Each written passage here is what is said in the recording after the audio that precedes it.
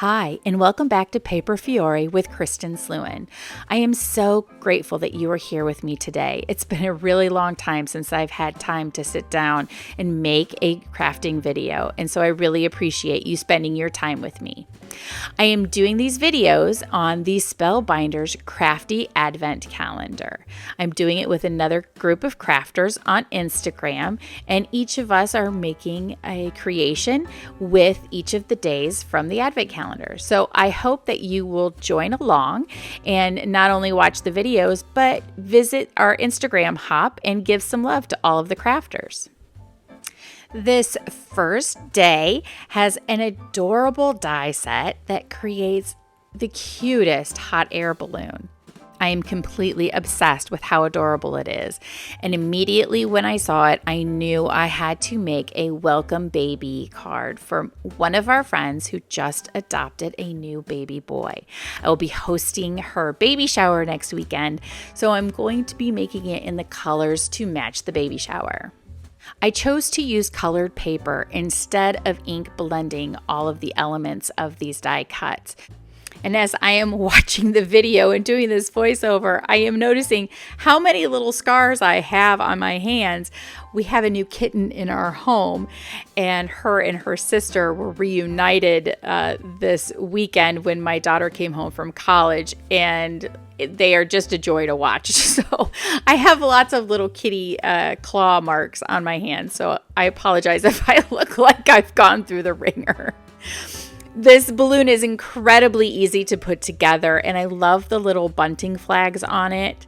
They are so sweet and adorable, and it just adds that extra little touch that Spellbinders is so well known for. Great thing about this mini die set is that it also has a sentiment with it. It says hello. Isn't that sweet? And it has a cute little bow that you could add to it. Now, when I saw this die set, I knew exactly that I had to pull out the Tunnel Clouds die set also from Spellbinders. It is a match made in heaven. Now I'm die cutting the elements with vellum as well as white cardstock, both the frames and the cloud dies. For the last part of the background, I am just ink blending with Pink Fresh ink, sky blue ink, and I'm also using their large new blending brush, which it really is fantastic. The Altenew ones are my number one go-to, but I really do love this one as well. So I used that to ink blend the background for the blue sky. I really wanted to add dimension to this card front, so I have decided to do an accordion fold for the frames of the sides of this card, and I am starting with a piece of cardstock that is 3 1/4 by 4 1/4 inches long. Now I'm scoring down the length of these pieces of paper every 1/2 inch.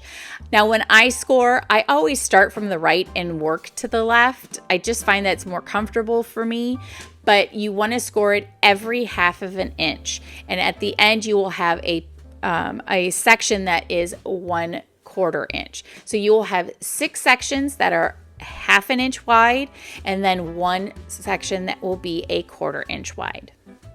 I hope my directions are making sense. If you have any questions, please leave a message in the comments or send me a direct message and I will get back to you so that you can understand this a little bit better. Now, once you have finished scoring your papers, you want to accordion fold them. Now, I made this card based on a card that I learned from Jennifer McGuire during the Altenew Cozy Comfort class. I really enjoy how she is just engineering these incredible cards, and I thought I would try something else with her inspiration. Now I'm going to be using Altenew sticky tape, the ultra sticky 1/4 inch tape, and I find that this works better than liquid adhesive in this instance. Now I'm showing you where you want to put the tape. You're going to do along the 1/2 inch sections. Every other one, you will put tape on one side of the paper. I have marked it off here on this paper with pencil. It won't show, so if that helps you while you're creating to do that, go for it. Now you're going to flip the paper over and you are going to put now sticky tape on that last little 1/4 inch piece as well. This 1/4 inch piece is small enough or narrow enough to fit along the edge of the frame of the die cut from the Tunnel Clouds die set. Once you have all the tape on there, make sure your folds are all lining up along the edge so that when your card is open, it's not going to show. I use my tweezers to remove my backing paper. I have fingernails, so I have a hard time getting them off. I don't know why. You would think it would be easier, but it isn't. So I'm using the 1/4 inch, I'm adhering the 1/4 inch part of the accordion fold to the die cut front. That way it won't show from the front of the card. And you want to make sure that you line that up with the edge of that die cut front. Now that the accordion pieces are adhered, you're going to want to continue on with the next layer in the Tunnel Clouds dies, and I'm adhering it to the next set of tape strips. And you want to make sure the edges of the paper are lined up with the fold. It's very easy once you're going through it. You'll see it if you decide to try and do this project. Now you'll also see that one of my accordion pieces is like about 1/4 inch shorter than the other one. I miscut them. So pay no mind to that, but it works even if you made the same mistake that I did. But you do want to make them 3 1/4 by 4 1/4 so that it'll go down the full length of the card. The last step for this part is to add the ink blended piece that we did earlier. Now you will want to line it up with the edge of the accordion piece there. So you line up both of those edges together so they're nice and flat, and then we will be adhering this to a card front. Look at that dimension those accordion folds make. Is that not incredible?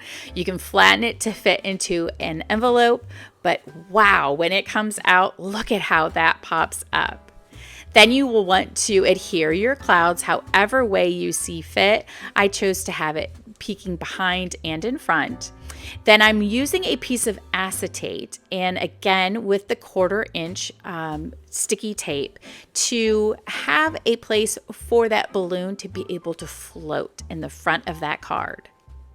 Now using the die cut just to see where I want the placement of the balloon, I'm going to go and now glue down more clouds. So it really has the effect that that balloon is floating in the clouds once all of these clouds are put in.